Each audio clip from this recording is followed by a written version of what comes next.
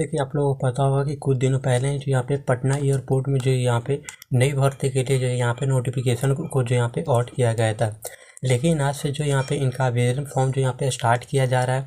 तो आज की इस पार्टिकुलर वीडियो में यहाँ पे एक एक जानकारी के साथ यहाँ पे जानने वाले हैं कि इसका आवेदन फॉर्म को कैसे जो यहाँ पे फिलअप कर सकते हैं। तो वीडियो को अंत होने रही। वीडियो पसंद है तो वीडियो को लाइक एंड चैनल को सब्सक्राइब जरूर करिएगा, क्योंकि ऐसे लगातार अपडेट इस चैनल पे वीडियो आपको देखने के लिए मिलती रहती है। तो आपको कोई परेशानी ना हो, इसलिए वीडियो को डिस्क्रिप्शन में मैंने डायरेक्ट यहाँ पे आर्टिकल का लिंक दे दिया हूँ। लिंक पे क्लिक करके डायरेक्ट आपको इस आर्टिकल पे आपको विजिट यहाँ पे कर जाना है। इस आर्टिकल में A to Z जानकारी आपको दिया रहता है कि आपको जो यहाँ पे कैसे इसका आवेदन फॉर्म यहाँ पे फिलअप करना होता है, कब से कब तक आवेदन कर सकते हैं। A to Z जानकारी आपको जो यहाँ पे इस आर्टिकल के अंदर आपको देखने के लिए मिल जाएगा। तो आपको क्या करना है, वीडियो को डिस्क्रिप्शन में लिंक मिलेगा, लिंक पे क्लिक करके डायरेक्ट इस आर्टिकल पे आपको यहाँ पे विजिट यहाँ पे कर जाना है। तो चलिए बताता हूँ कौन कौन सी जानकारी आपको इस आर्टिकल में देखने के लिए मिलेगा। तो सबसे पहले जैसे हम स्क्रॉल करते हुए नीचे आएंगे, कुछ यहाँ पे कंटेंट यहाँ पे देखने के लिए मिलेगा, जिसको पढ़ सकते हैं, जान सकते हैं। यहाँ पे इसके तहत टोटल जो यहाँ पे 166 पदों पर जो यहाँ पे भर्ती निकाली गई है, जो कि जो यहाँ पे अलग अलग जोन में आपको भर्ती यहाँ पे देखने को मिलने वाली है।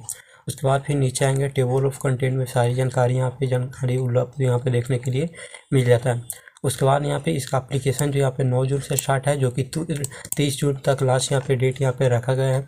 166 पदों पर यहाँ पे वैकेंसी है, जो कि असिस्टेंट का पोस्ट यहाँ पे होने वाला है। उसके बाद फिर नीचे आएंगे तो इसके बारे में कुछ जानकारी यहाँ पे देखने के लिए मिलेगा। उसके बाद फिर जो भी यहाँ पे इंपॉर्टेंट डेट्स आपको देखने के लिए मिलेगा। एज की बात करें तो मिनिमम 18 होना चाहिए, मैक्सिमम 27 यहाँ पे आपका एज यहाँ पे होना चाहिए। उसके बाद जो यहाँ पे SC ST हैं तो 5 साल का आपको छूट दिया जाएगा। OBC के लिए 3 साल का छूट, और जो भी एक्स्ट्रा सर्विसमैन है उनको 5 साल का छूट यहाँ पे दिया जाता है। उसके बाद फिर नीचे आएंगे तो एजुकेशन क्वालिफिकेशन के बारे में जो यहाँ पे बताया गया है। अगर आप जो यहाँ पे जनरल और OBC से बिलोंग करते हैं तो आपको 12th में जो यहाँ पे 60% अंक यहाँ पे होना चाहिए। SC ST वालों को जो यहाँ पे 12th में 55% अंक आपका यहाँ पे होना चाहिए। और जो यहाँ पे कैंडिडेट है उनका जो यहाँ पे हिंदी और अंग्रेजी बोलना, लिखना और पढ़ना आना चाहिए। उसके बाद फिर नीचे आएंगे तो एप्लीकेशन फ़ी की अगर बात करें तो जनरल और OBC वालों को 500 रुपये का एप्लीकेशन फ़ी देना होगा। वही SC ST वालों को जो यहाँ पे 100 रुपये का एप्लीकेशन फ़ी यहाँ पे देना होगा। उसके बाद फिर नीचे आएंगे तो सिलेक्शन का प्रोसेस बताया गया है कि कैसे आप इसमें जो है सिलेक्शन यहाँ पे ले सकते हैं। उसके बाद फिर नीचे आएंगे तो यहाँ पे सैलरी के अकॉर्डिंग आपको जानकारी मिल जाता है, जिसके में आपको यहाँ पे फर्स्ट ईयर में आपको यहाँ पे 21,500 दिया जाता है, सेकंड ईयर में आपको 22,000 दिया जाता है, फिर वो भी जो यहाँ पे थर्ड ईयर में 22,500 आपको जो यहाँ पे दिया जाता है। तो 3 साल के लिए यह वैकेंसी होने वाली है, और भी अगर आपका काम अच्छा रहता है तो आगे तक आपको जो यहाँ पे चयन हो सकता है।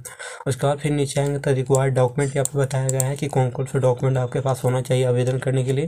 तो सबसे पहले आपको जो भी मार्कशीट है 10th का वो आपके पास होना चाहिए, 10th का सर्टिफिकेट होना चाहिए, 12th का जो भी अंक पर मार्कशीट होना चाहिए, 12th का सर्टिफिकेट होना चाहिए, जाति प्रमाण पत्र होना चाहिए, पासपोर्ट साइज फ़ोटो होना चाहिए, आधार कार्ड होना चाहिए, एक मोबाइल नंबर और सिग्नेचर यहाँ पे होना चाहिए। तो इतना सारा डॉक्यूमेंट है आपके पास, तो आप इस पोस्ट के लिए एलिजिबल हैं, आप अप्लाई यहाँ पे कर सकते हैं। उसका बताया गया है कि आप कैसे इसके लिए आवेदन कर सकते हैं। उसका डायरेक्ट यहाँ पे लिंक मिल जाता है ऑनलाइन अप्लाई का। तो आपको जो यहाँ पे विजिट हेयर वाले बटन पे क्लिक करें तो इनका जो यहाँ पे ऑफिशियल पोर्टल पे आप चले आते हैं, यहीं से आप अपना फॉर्म को फिलअप कर सकते हैं। तो कैसे फिलअप करना है, चलिए मैं यहाँ पे A to Z जानकारी के साथ यहाँ पे आपको यहाँ पे बताता हूँ।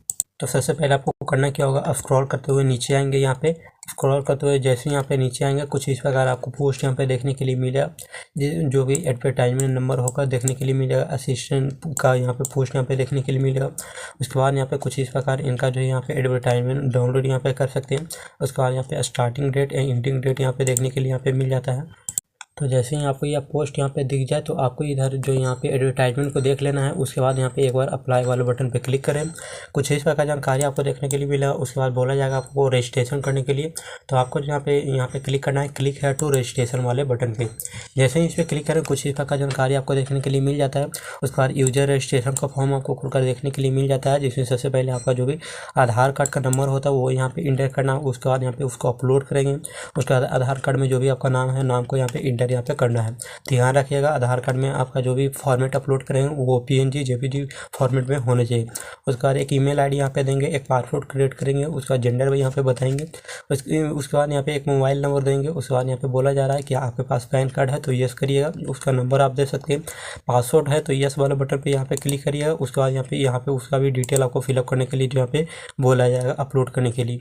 तो है तो अपलोड करिएगा, नहीं है तो सीधा आप जो यहाँ पे इससे भी आधार कार्ड से आगे जो यहाँ पे कर सकते हैं। उसका जो भी सेम कैप्चा जो दिख रहा है इस पर आपको सेम बॉक्स में फिलअप करना होता है। उसके बाद एक बार यहाँ पे सबमिट वाला बटन पे आपको एक बार क्लिक करना होता है। तो चलिए मैं यहाँ पे सभी डिटेल को फिलअप कर मैं यहाँ पे आगे का प्रोसीजर यहाँ पे दिखाता हूँ।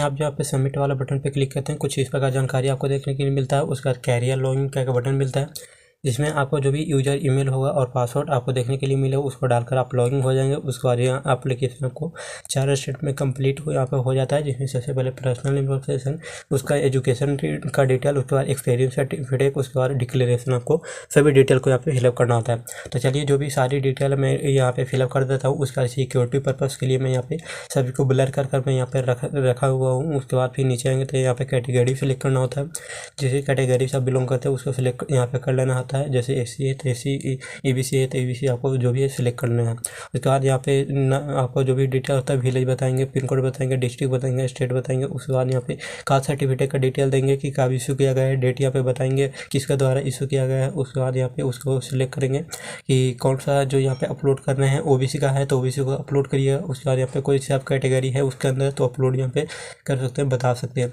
उसके बाद अदर डिटेल में अपना जो भी डिटेल होता है वो आपको फिलअप करना होता है, जो कि मैं एग्जाम्पल के तौर पे मैं यहाँ पे सिक्योरिटी पर्पज़ के लिए ब्लर करके रखा हूँ। उसके बाद यहाँ पे जो भी डिटेल होता है सभी को मैं यहाँ पे फिलअप पे कर देता हूँ।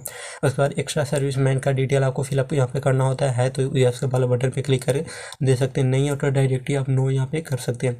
उसके बाद फिर नीचे आएंगे तो और भी जानकारी आपको देखने के लिए मिल जाता है, जिसमें जो यहाँ पे बताया जा रहा है तो इसी को आपको अपलोड भी करना होता है। जैसे कि क्रीमी लेयर के लिए बताया गया है तो उसको डिटेल दे सकते हैं। उसके बाद फिर नीचे आएगा डिटेल ऑफ जो भी वर्किंग का जो भी डिटेल होता है उसका आप डिटेल है तो दे सकते हैं। उसके बाद नहीं तो इसको आप जहाँ पे छोड़ सकते हैं। उसके बाद फिर ये इससे यहाँ पे सेव एंड नेक्स्ट वाले बटन पे आपको क्लिक करना होता है। जैसे ही सेव एंड नेक्स्ट वाले बटन पे क्लिक करते हैं आप सेकंड स्टेप पे चले जाते हैं, जिसमें आपको एजुकेशन का डिटेल आपको फिलअप करना होता है। जिसमें सबसे पहले अपना बताना है जो भी आप यहाँ पे सबसे पहले सिलेक्ट करेंगे 12th का यहाँ पे सर्टिफिकेट का अपलोड करना होता है, जिसमें 12 को सिलेक्ट करना होता है। उसके बाद यहाँ पे बताएंगे ये पासिंग ईयर की कब पास की है, कौन सा यूनिवर्सिटी था उन यूनिवर्सिटी का नाम यहाँ पे बताना है, सब्जेक्ट में कौन कौन से था वो उसका डिटेल आपको बताना होता है। उसका ड्यूरेशन बताना है कि कब से कब तक आपने जो यहाँ पे कर रखा होगा। उसके बाद यहाँ पे ड्यूरेशन बताने के बाद फिर नीचे आएंगे तो जो भी यहाँ पे ग्रेड और परसेंटेज यहाँ पे देखने के लिए यहाँ पे मिल जाता है, जिसमें कितना % आपको मार्क्स आया। उसके बाद यहाँ पे इसको चूज वाला बटन पे क्लिक करके इसको भी अपलोड यहाँ पे आपको कर देना है। तो ये आपका कंप्लीट हो जाता है। उसके बाद प्रोफेशनल क्वालिफिकेशन का डिटेल आपको फिलअप करना होता है तो ऐड वाला बटन पे क्लिक करके इसको आपको यहाँ पे ऐड यहाँ पे कर देना है।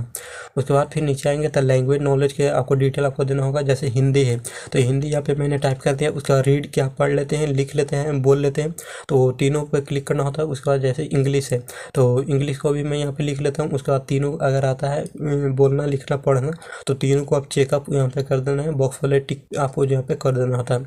तो सारी डिटेल इसमें जो यहाँ पे फिलअप आप जरूर करिएगा, ताकि इसमें जो यहाँ पे आपका फॉर्म में रिजेक्ट होने का चांस जो यहाँ पे कम हो जाता है। उसके बाद फिर से सेव एंड नेक्स्ट वाला बटन पे आपको क्लिक करना होता है।